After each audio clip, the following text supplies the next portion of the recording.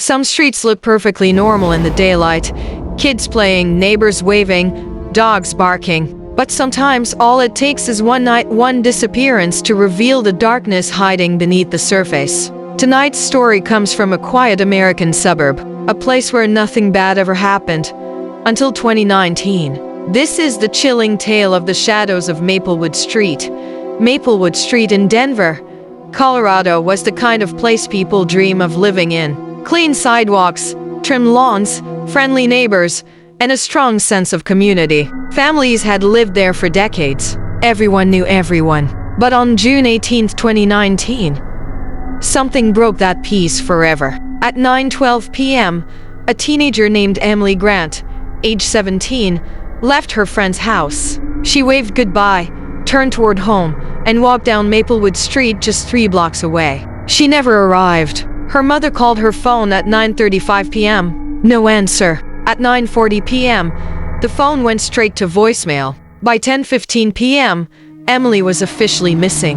Neighbors started searching. Police arrived before midnight, but there was no trace, no scream, no struggle, no dropped belongings. It was as if Emily had stepped into a shadow and vanished. Police immediately checked cameras on the street. Maplewood had 3 home security cameras facing Emily's route, and all 3 captured her walking until she reached the corner of Oak Drive. The first camera shows Emily walking confidently.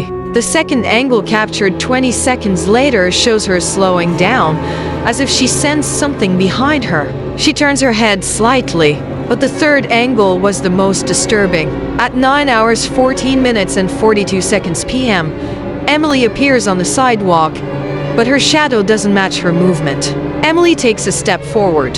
Her shadow lags behind. She lifts her arm. Her shadow keeps its arm down. Then frame by frame, her shadow stretches across the pavement.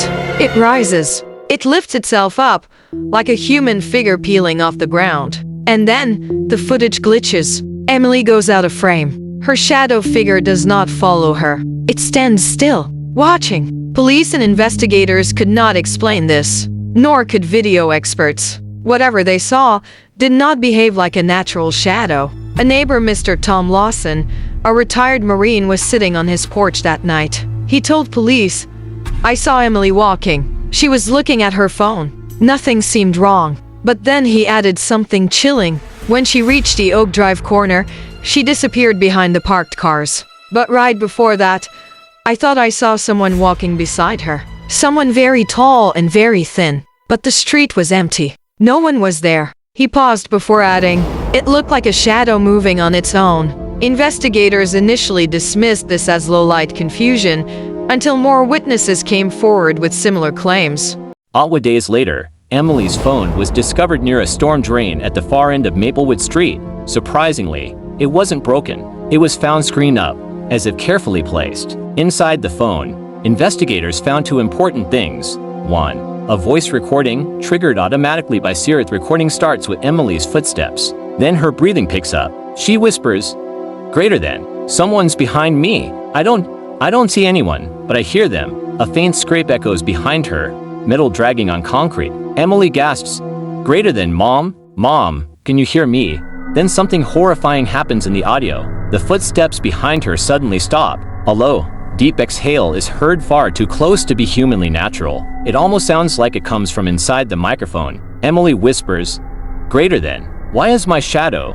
Then a loud distortion sound, like the microphone being pressed into the ground. Silence. The recording ends, too. A photo Emily took seconds before disappearing, a blurry picture of the sidewalk tilted. But in the corner of the image, investigators found a shape, a dark figure, tall, leaning forward, but with no hair, no face, and no defined edges. It looked like a shadow pulled up into 3-dimensional form. As detectives dug deeper, they discovered something disturbing. Emily wasn't the first person to vanish on Maplewood Street. Going back to 1994, 3 other disappearances occurred along the same route. A mailman, a jogger, a college student walking home after a part. Each case was ruled unsolved. All 3 went missing near the same corner where Emily vanished, and all 3 had been reported in the days before their disappearance, saying things like, "I feel like something is following me at night. My shadow looks weird when I walk home. I swear something moved behind me, but no one was there." Suddenly, the Emily Grant case didn't look like an isolated incident. It looked like part of a 25-year pattern. The FBI joined the investigation. Their first theory: a serial kidnapper operating in the shadows, taking advantage of low-lit areas. But this theory quickly fell apart. No physical evidence was found. No footprints, no tire marks, no fingerprints, no DNA. No signs of a strug light. Was as if the kidnapper had no physical form. And then something even stranger emerged. Neighbors began reporting that their shadows looked wrong at night, too long, moving when I'm not moving, like someone else is attached to me. It watches me. 3 different households reported the same thing. Police couldn't explain it. They increased patrols. People stopped going out after dark. Street lights were repaired. But the feeling didn't go away. Even officers said they felt uncomfortable when standing near the Oak Drive corner. Some said they felt like someone was breathing down their neck.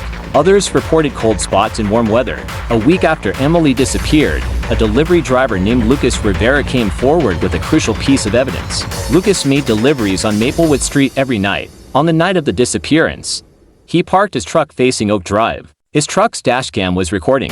At 9:14 p.m., the camera captured Emily's silhouette walking. For a few seconds, the footage looks completely normal. Then, something emerges from the darkness behind her. A shadow figure, tall, thin, and humanly elongated, crawls out from behind a streetlight. But here's what makes the footage truly disturbing. The shadow had no source, no person casting it. It simply slid forward. Emily turns her head.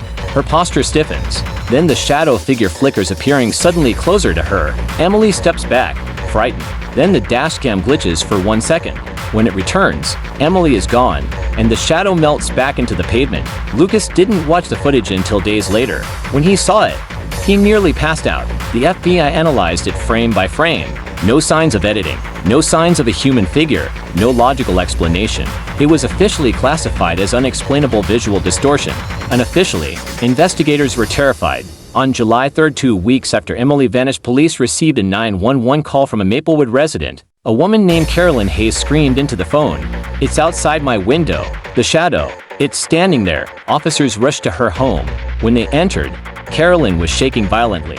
She pointed at her bedroom window. Outside, under the streetlight, a tall shadow figure stood perfectly still. Officers approached cautiously. Then something chilling happened. The shadow suddenly flattened, spreading across the pavement like spilled ink. And then, it slid away. One of the officers vomited on the spot. The other refused to patrol Maplewood Street again. On July 10th, a search dog team discovered something near the storm drain where Emily's phone was found. A bracelet. Her bracelet. The one she always wore, engraved with her name. But here's the disturbing part. The bracelet looked burnt, as if exposed to extreme heat. Yet the metal was ice cold to the touch. The chain had been stretched unnaturally, as if pulled by something with incredible force. And on the underside, forensic experts found a faint smear of black residue. Not paint, not dirt, not oil. It was tested. The lab report came back. Carbonized organic material. The same composition as human skin charcoal, as if part of a person's skin had been burned into shadow form. Investigators had no explanation. None. The official investigation lasted 9 months. Emily Grant was declared legally missing. Police never found her body. No suspect was ever identified. No credible human explanation was ever reached. Neighbors began calling Maplewood Street the street where shadows walk. Most families moved away within a year. Houses sold for half price. Kids refused to walk alone. Some residents claimed they could still hear faint footsteps at night walking behind them even when no one was there. The city finally installed new lights, cameras, and patrols. But those who lived there for years say the same thing.